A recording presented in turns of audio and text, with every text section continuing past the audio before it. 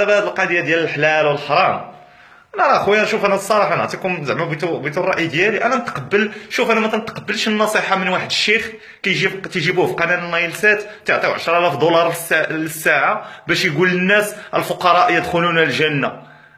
فهمتي؟ انا ما تنقبلش النصيحه من هاد الشيوخ هادو. تجي تقول لي تعطيو 10,000 دولار للساعه باش يجي يقول الفقراء يدخلون الجنه. الله يهديك. ولا واحد كيجي تيقول لك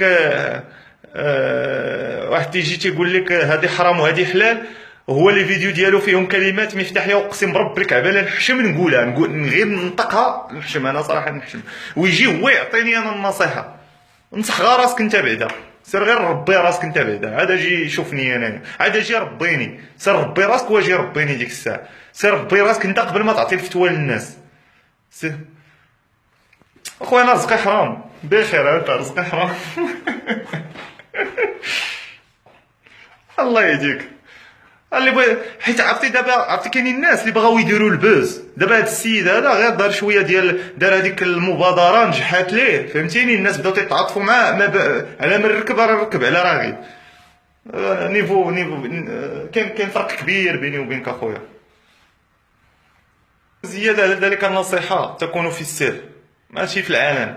ماشي انت داير لي فضيحه في يوتيوب وجيت تقول لي اخي في الله باش انت وانا راجل، انا راجل عليه. حيت انا بالنسبه لي انا شوف، داكشي اللي كان وقع ديال دابا، انا كان بامكاني نبلغ له على الفيديو ديالو، دار جوج فيديوهات عليا غنبلغهم عليه، غادي تسدو بقى ليه واحد تسد ليه لاشين، ولكن راجل عليه، انا ما نوصلش لهذاك المستوى،